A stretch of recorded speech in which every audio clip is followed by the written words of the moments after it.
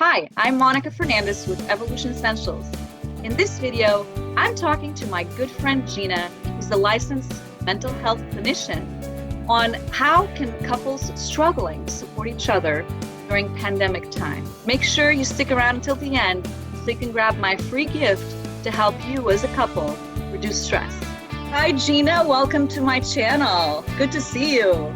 Good to see you too, Monica. Thank you for having me. Absolutely. I'm so excited that you're here because you are one of those experts that people need to hear from. And so I thought that with a background like this, you're the perfect person to be talking about how can couples struggling support each other during these pandemic times. And I just wanted to quickly introduce you and talk a little bit about your background. You can obviously fill it in if you want. But you're a licensed mental health clinician with over 15 years of experience. And you're currently treating a wide range of issues, from relationship issues, from depression, anxiety, self-mutilation, eating disorders, trauma, parenting problems, divorce, and life transitions. It's so much stuff. And in this, you're using this integrative approach that includes relational, insight-oriented, and behavioral-based therapies. And you're currently pursuing training in internal family systems therapy. So welcome, and please fill in anything that I might have missed. So I think you pretty much let everybody, all the viewers know kind of my background. I've been working now for over 15 years.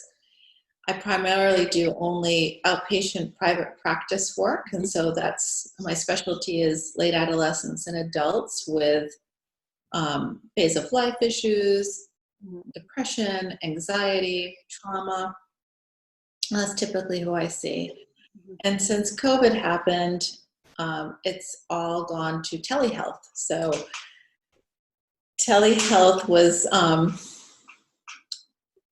it was just starting to be utilized and gone more public. I think Michael Phelps is a spokesperson for a telehealth company, which I can't think of right now. Okay. Yeah. So he really advocated for mental health. And so I think what telehealth has done now is more people are accessing it than ever. And part of it is because of the flexibility of it. So that people no longer have to drive, sit, wait. They can kind of make an appointment now at their own leisure, really. Yeah. And so in the case of a pandemic, it's really so great to have that technology that you can still help people. So that's a really great thing.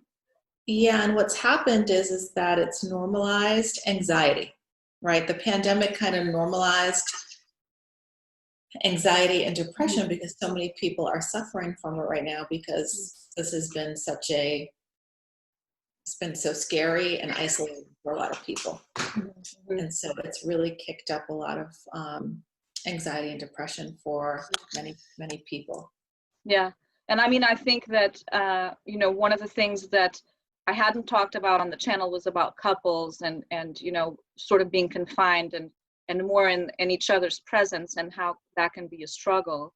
I wanted to quote an article from last month's USA Today that it mentioned an area of factors that are stressors during this crisis, from money to lack of escape from each other because you're confined in the same space, and you might be both working at home. So, it's funny. I've always had the conclusion in observing relationships and also being in relationships in my life that there's usually two factors that are the core of relationship trouble in my mind.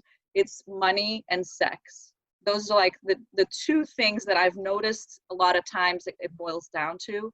Yeah. But I feel like with this pandemic, I wanted to ask you if you think that money can become a more serious factor during these times. So I just want to kind of preface this conversation with that the best of relationships right now are struggling. So I think that So there's been a lot of loss with the pandemic, Mhm. and sometimes it's loss of money, loss of intimacy, right? These are the Yeah. two factors that you're kind of really highlighting. Yes, I should have said intimacy instead of sex. Sorry.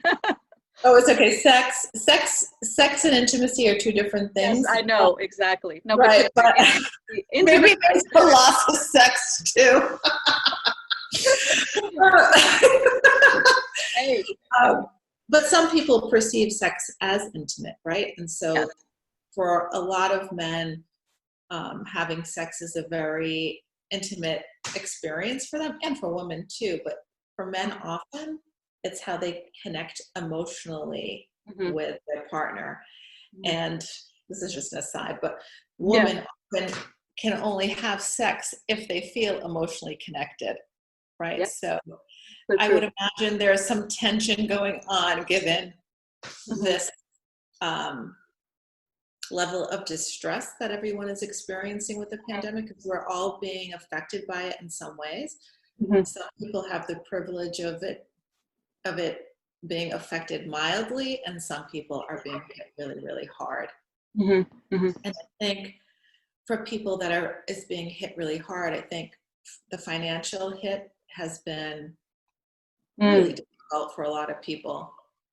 You know, just a lot of my friends, even doctor friends, Mhm. when we were in lockdown, they weren't seeing patients, they weren't generating income, right? And Yeah. it was so odd to see physicians not seeing their patients, right? Right. And not having the work. And then a lot of people in the beauty industry, you know, Mhm. hairdressers, spas, Yeah. salons, the restaurant Absolutely. industry, people that really rely on their service to provide income. I mean, they got hit hard. Yeah. It's a pressure that can be a bad one, even not in pandemic times, because people's circumstances, uh, they change. Jobs, with job loss and people getting laid off. But now it seems like it's so much more heightened because Right. there might be one person in the duo that has been laid off or furloughed, right? So I'm assuming that it puts more strain in a relationship. I think when people are stressed or under distress, they tend to be a lot more irritable, right? This is like Mm-hmm. the effect of stress is irritability, anxiety, even depression, which kind of causes a person to either overreact or withdraw. And when those kind of two things happen, it creates, and if there's no communication within the relationship, it can create a lot of issues. Mm-hmm. Fighting, Right.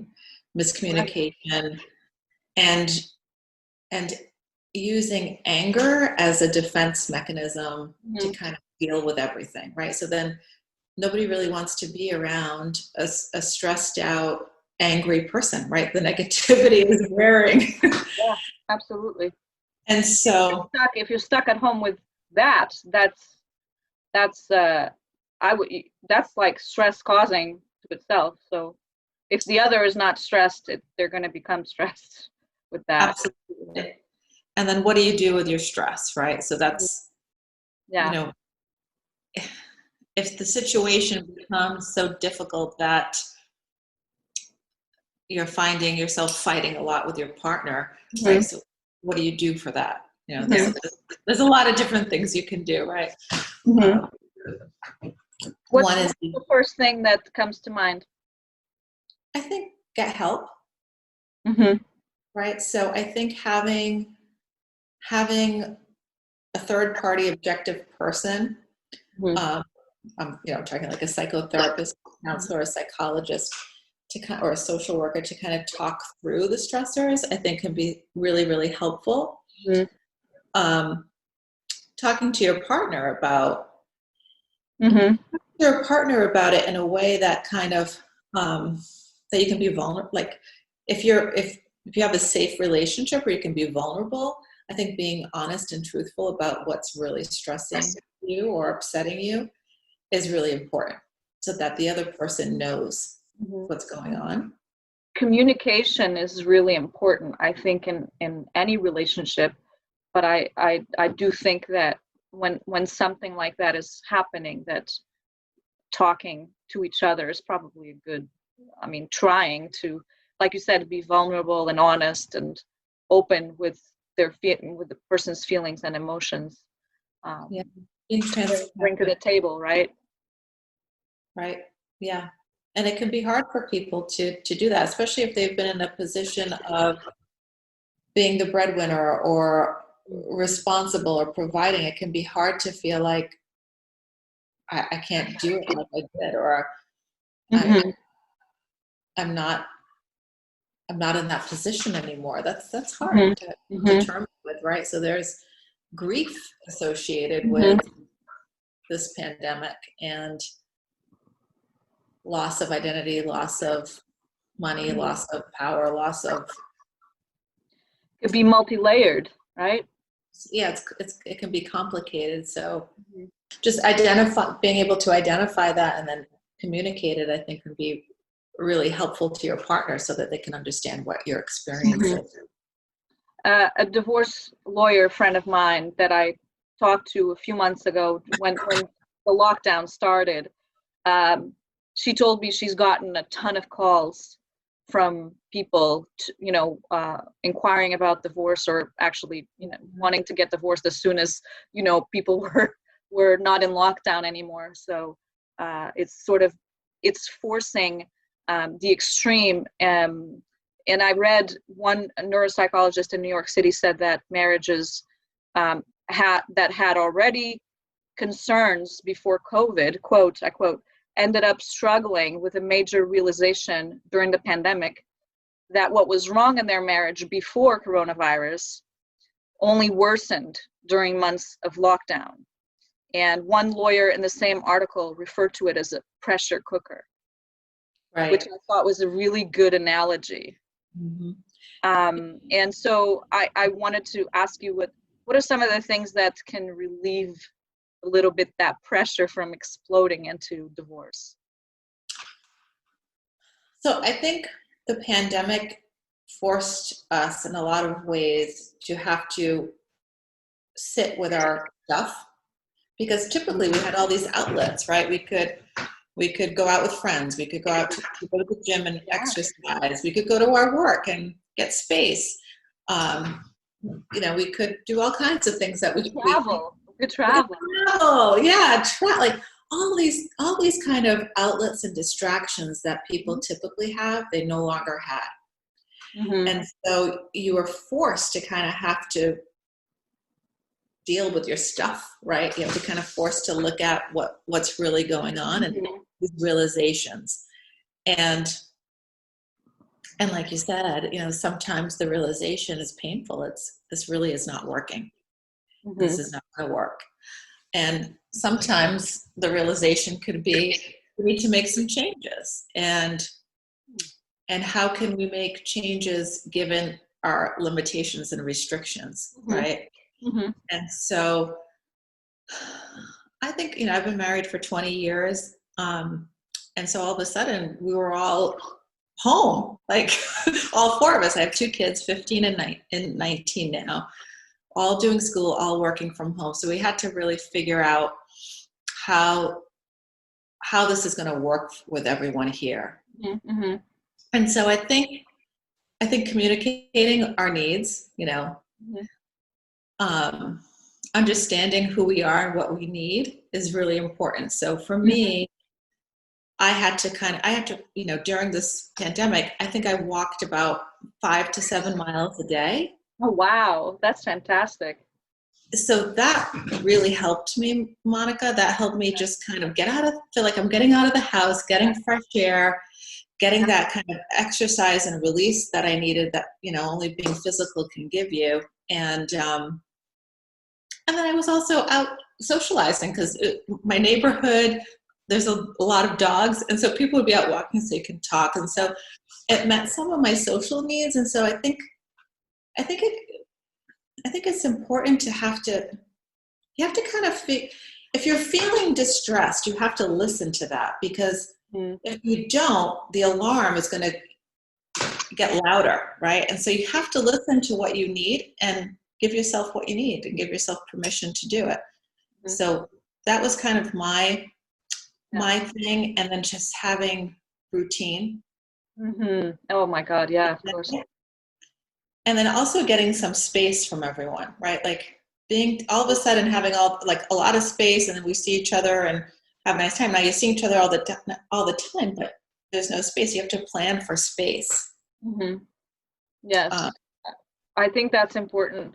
You know, I talked about in different videos on, you know, different self-care things that you can do, which is part of that, addressing your needs and really listening to yourself. And if I love walking, like you said, so for me, that was one of the things that was my me time is, you know, my walks, and I go with my earbuds and I'm listening to podcasts or music or something, and I'm in nature.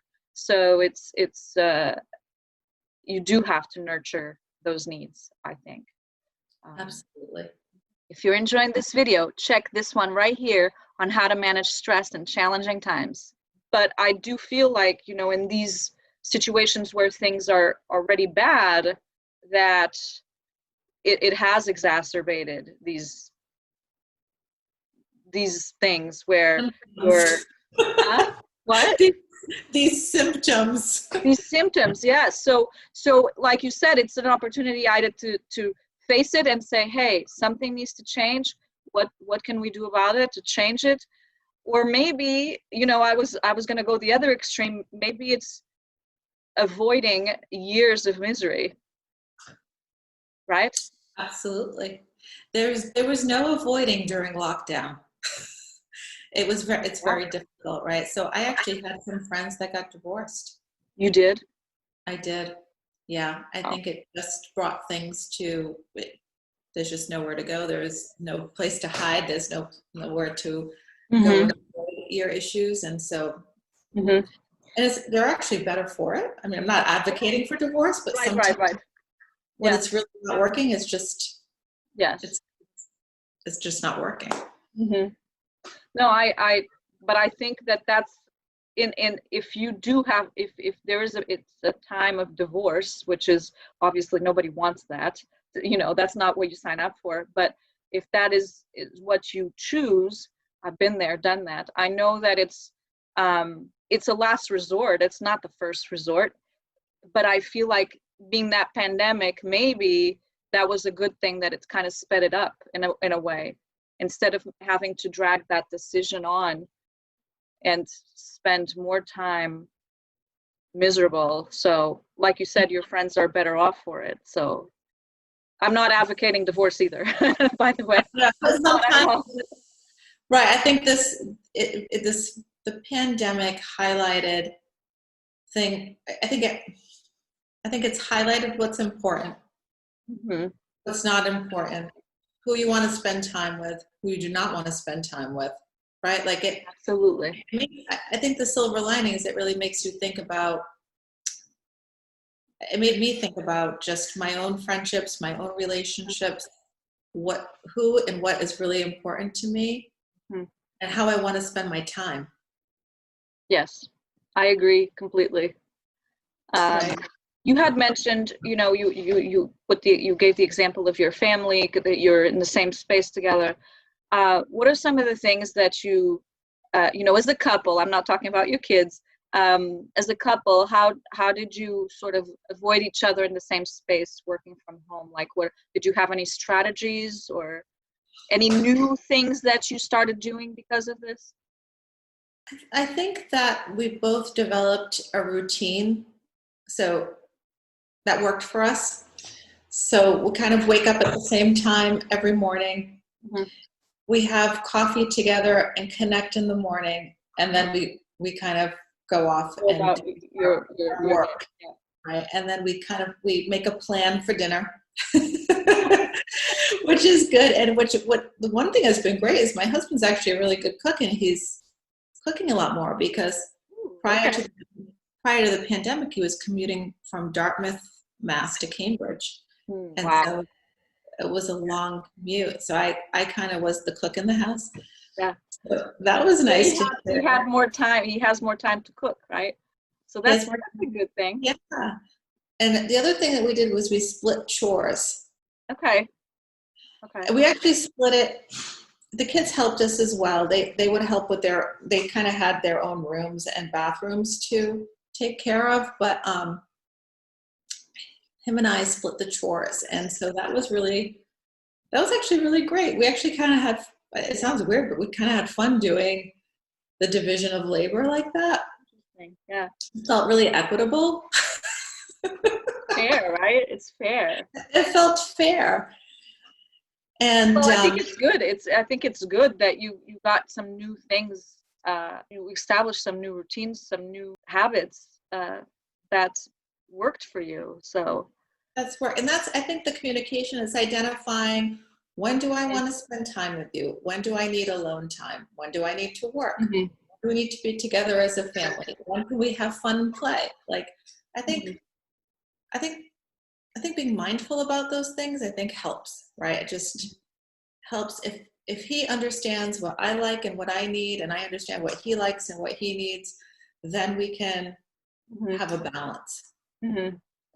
And I think what you hit the nail on the head. Communication is key. You have to have that back and forth, because if your communication sucks, then it's a problem. If there's only one communicating, the other one shut down. Check out this video right here on how to get rid of pandemic stress. So jumping on to what we were talking about at the beginning, intimacy, okay?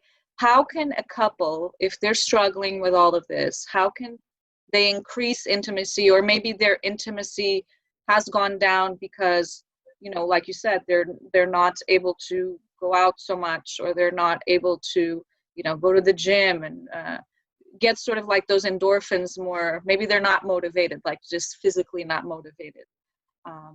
What can they do to sort of jumpstart that? So it can go the other way too, Monica, where people use, let's say we're saying intimacy, sex. People can use sex to actually manage their stress. Okay. Right? So some people... I didn't think of that, yeah. Yeah, some people can go, just as they can lose their libido, they can actually have a higher libido because they're trying to manage stuff. Mm-hmm, mm-hmm. I think it comes down to, again, talking about your needs, right? Each other's needs as individuals, as a couple. Some people like to have sex every day. Some people like to have sex once a week, once a month. I mean, whatever works. Right? I think most people would tell you they like to, a healthy couple would probably want to have sex more often than not. Mm-hmm.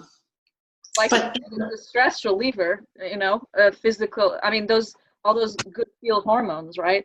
So it's something that does need to be addressed if there's, I think, has been a decrease because people are worried about all these other things. Right. I mean, stress really gets in the way of libido.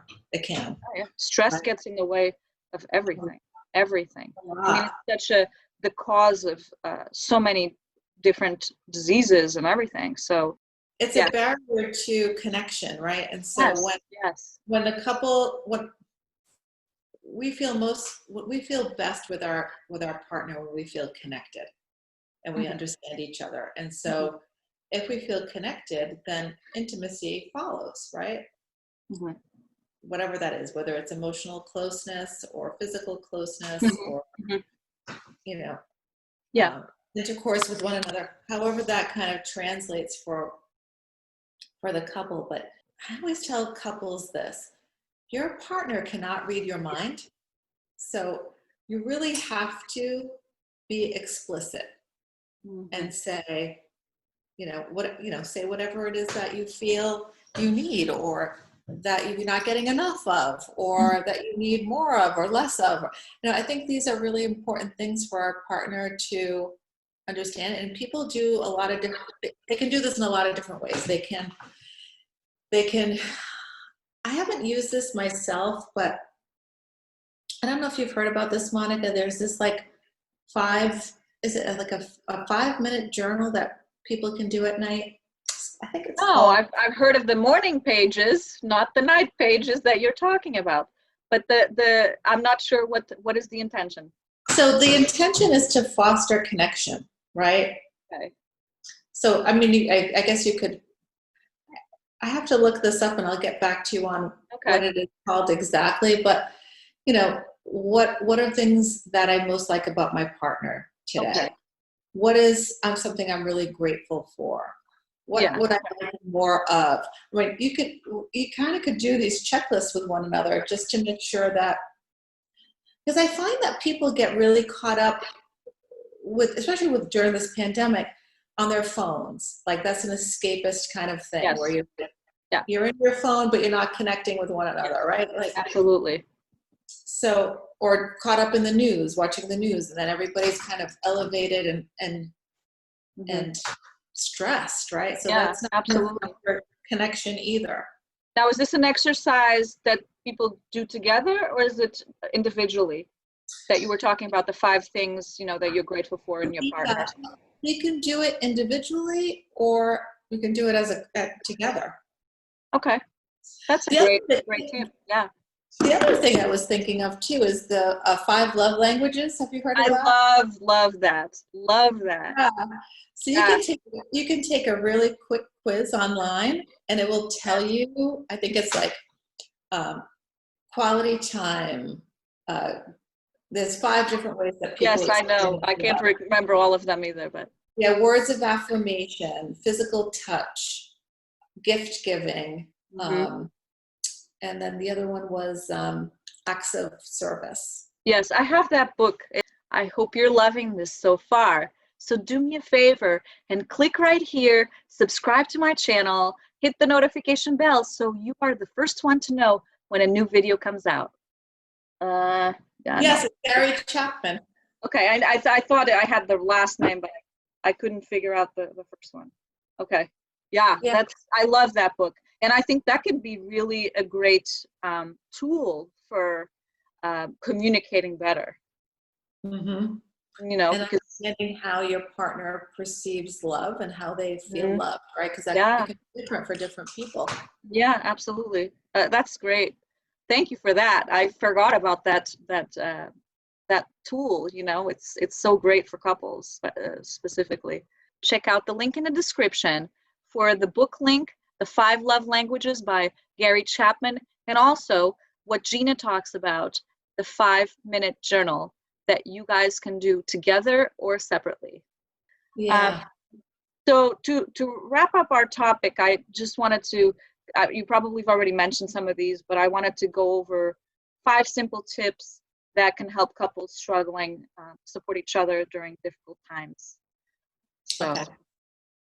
Okay, so 5 tips are: don't be afraid to get help. Okay. Right. So if your relationship is struggling and you can't work it out together, get the help you need. People can be so afraid of counseling, right? Because they don't want to feel like, oh, I have a huge problem and I can't fix it myself, and there's shame in that. There is no shame in getting help. I always tell my kids, and I tell people, no one should suffer alone. So get the help you need. So that's one. Okay. Take space for being together and alone. Mm-hmm. So plan for that. Plan for space to be, plan for time to be together. Plan for time to be alone. Plan for time to have sex. Plan for time to connect and talk. Plan time to exercise together or not, or alone, right? My 3rd tip is to work through the hard stuff through vulnerability, not anger. That makes so much sense.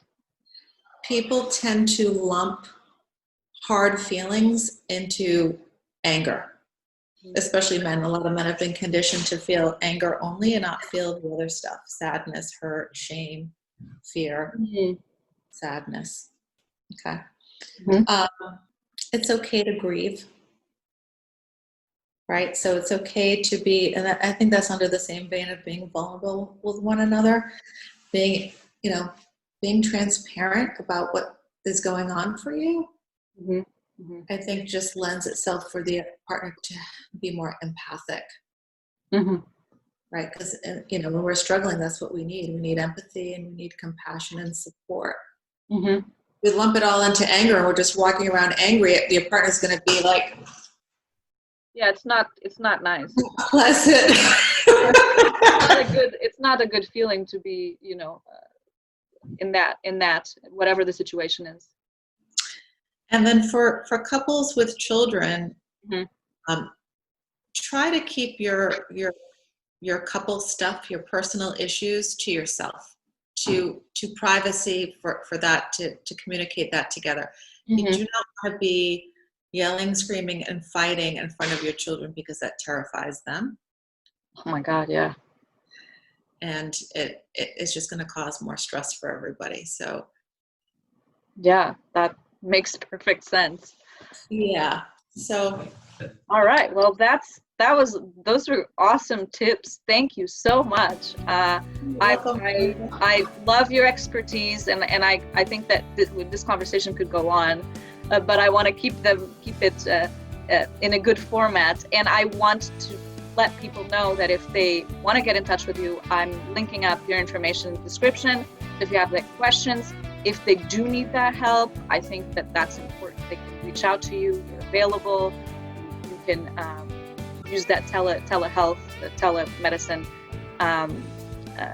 Technology is a beautiful thing in this case. So I just wanted to thank you so much. Thank you, Monica. Thanks for having me. Thank you very much. If you got major value from this video, do me a favor and click on the subscribe button. Hit the notification bell so you're notified right away when a new video comes out. Thanks for watching. Don't forget to subscribe and share with your friends. See you next time.